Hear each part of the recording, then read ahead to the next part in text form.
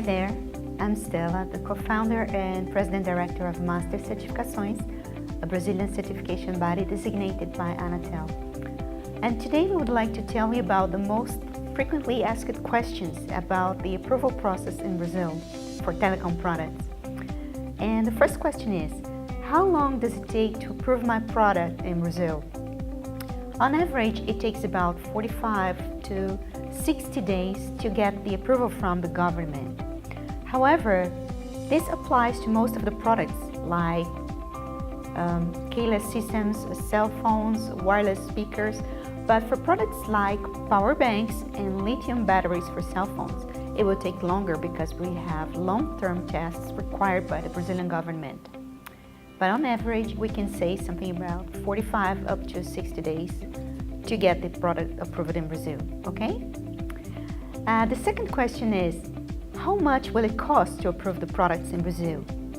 Well, although Master and ANATEL have a fixed fee, what will change is the test fee. So the most complex products like cell phones will cost a lot more to be tested in Brazil than simpler products, okay? And by the way, local tests are mandatory in Brazil, so you have to test the products here, right? So the other question is, when can I commercialize the products in Brazil? Well, you can only commercialize them when you receive the homologation certificate issued by ANATEL. You will receive an email and this information will be available to the public on the agency website. Okay, so when the certificate is issued, you are allowed to commercialize it. And the next question is, what happens if I commercialize a non-homologated product in Brazil? Well, there will be penalties from the government. We're talking about fines that will go from 100 reais up to 3 million reais. It's like on average up to $1 million US. And it can also include apprehension of the goods, so big trouble. Don't do it, all right? The next question is, can I commercialize products homologated in Brazil under another company's name? Well, the answer is, it depends. It depends if you have a formal agreement, a formal contract with the Brazilian holder. And if they agree that you commercialize with them or you commercialize the product having their label, then it's okay. But otherwise, again, don't do it, all right? The next question is, can I proceed with modular approval? I mean, approving only RF module in Brazil? The answer is, it depends. If the host device is a non-telecom product, like a fridge, a coffee maker, a television, or a washing machine, that's fine. You can just approve the RF module and it will be perfectly okay. On the other hand, if the host device is a telecom product, you must approve the host device as a complete equipment. So in this particular case, modular approval is not enough. The next question is, can I have a family of products approved in a single certificate? It depends. There are products in Brazil that have their particular rules according to ANATEL, like antennas, cables, and some transmitters that you can approve as a family of products. Other devices will depend on their similarities. So if you have a more complex model, then it's depopulated. It becomes less complex, but it has the same layout and basically the same components. We can verify if it's possible to issue a certificate for a family of products.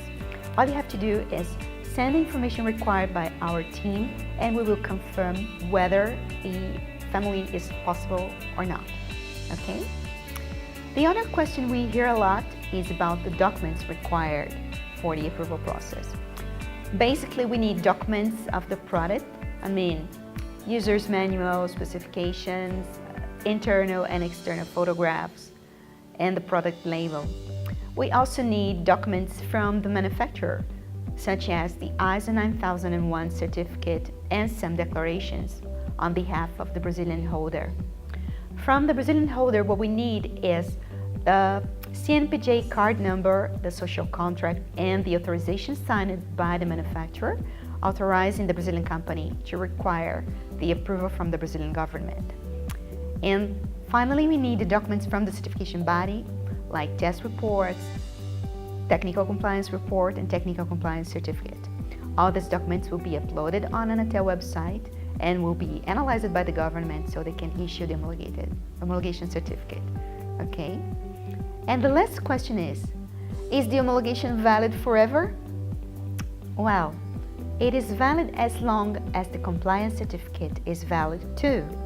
I mean, for Category 1 products, the compliance certificate is valid for 12 months. If you keep the certificate valid while you are commercializing the product in Brazil, every 12 months, you have the homologation certificate still valid from ANATEL. The same happens for Category 2 products, but the certificate is valid for 24 months. So every 24 months, you have to renew it with the certification body so you can keep your homologation certificate valid with ANATEL. If you fail to do this, the homologation certificate by the agency will be suspended and later on it can be cancelled. Okay, so there will be a next video telling you in details the type of documents required, about the contents of the documents needed by the government, so you can keep your processes flowing the simplest way possible. So if you like these videos, you can keep following us on Facebook, on LinkedIn, on YouTube, and on our website, and we'll keep sharing with you relevant information so you can finish your processes as soon as possible. Thank you.